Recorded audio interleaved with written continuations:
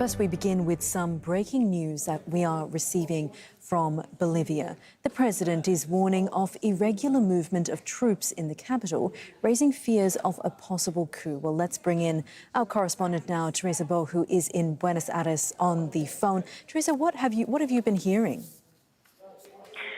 Well, there's lots of tension in Plaza Murillo. This is right in front of the Palacio Quemado, which is the presidential palace in Bolivia's capital, La Paz. What we're seeing right now are several units of Colombia's armed forces. They're heavily armed with armored vehicles right in front of the presidential palace. Just a few minutes ago, one of those armored vehicles was trying to break the main door, the main entrance towards the presidential palace.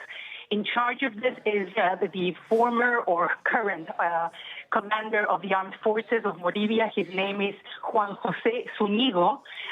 He was the commander of the armed forces in Bolivia, but apparently because of what we've been listening this past few days, he was very critical of former President Evo Morales, and he was going to be destituted and replaced by the current administration of Luis Arce. And what we're hearing is that it could be a coup. This is certainly what the government is saying, what former President Evo Morales in Bolivia is saying.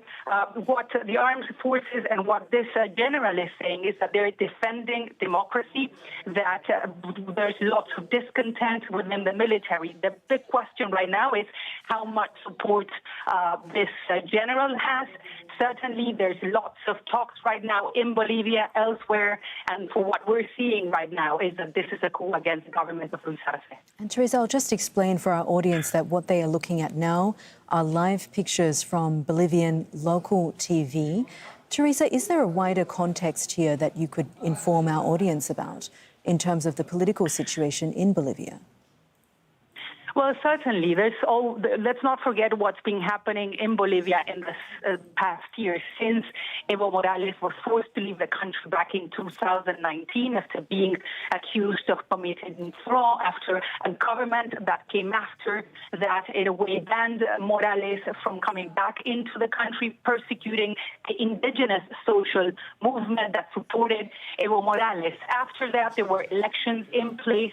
Luis Arce, the current president, was elected. He's from Evo Morales' party, from the Movement Towards Socialism party, and he has been in place since then. However, there's been lots of tension within the armed forces, tension between the armed forces and the current administration, mostly because of what I'm saying right now. Evo Morales continues to be a powerful force in Bolivia. He is disliked among many units within Colombia's armed forces. He was expressing his will of becoming Bolivia's next president once again. And this is when the current general that we're seeing in action right now said that if Evo Morales tries to do something like that, he would be going against the constitution, that he has already been Bolivia's president. He's been banned from running once again. And this generated lots of discontent within the current administration, within Evo Morales' party. And that's what we're hearing, is that the current general had been summoned to the presidential palace where he was going to be removed. And this is what we're seeing next. The general with armed forces, heavily armed, trying to enter the presidential palace. In fact, they entered the presidential palace and the government denouncing a coup. And Teresa, this is, of course, a developing situation. The information is only coming in now. I'll just explain for our audience what they are looking at. Are live pictures from Bolivia TV as we get these reports out of Bolivia. The president is warning of irregular movement of troops in the capital. We're starting to see some reaction coming in from the Organization of the American States, that's the OAS. Luis Arce is condemning the events in Bolivia and noting that the army must submit itself to the legitimately elected civil power. Teresa, what other reaction are we hearing so far? Well, we're starting to see reactions from several countries in Latin America. Many people are looking right now, and most countries, the leaders of most countries and in Latin America in general, they're looking at the images coming from Bolivia in shock. This is something that we have not seen in years. The military on the streets in front of the plaza entering a presidential palace. It's not clear yet where the president is right now, but we're waiting to hear much more reactions from different leaders around the region. But it's important that the OAS is saying that the democratic order should be reestablished, that the will of the Bolivian people should be respected. Let's not forget that Luis Arce was elected as Bolivia's president back in 2020. And and as I said before, it's not clear yet where the president is.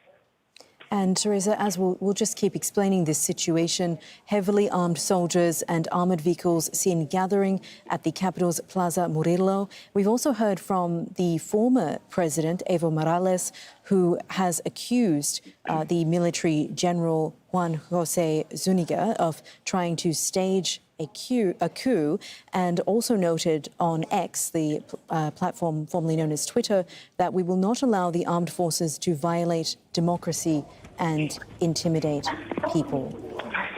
Teresa, how significant is the voice of the former president? Teresa, do we still have connection? Okay, it appears that we have lost connection with our correspondent, Teresa Bo, in Argentina. Just to recap this breaking news story, Bolivia's president has slammed the irregular mobilization of army units. This is a developing situation, and we will endeavour to bring you more updates as we get more information from our correspondents around the region, and we will endeavour to speak with sources in Bolivia as well. For now, we will move on to other news.